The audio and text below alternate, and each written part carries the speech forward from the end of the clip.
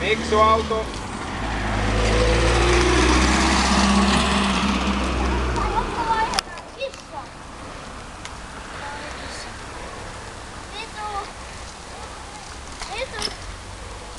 Pakki päälle.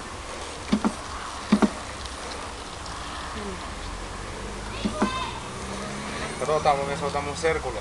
Ja katso, saadaanko me mönkiä mukaan. Sitten mennään. Se on tuon kokoinen.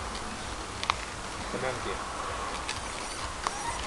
70 kilometriä tunnissa.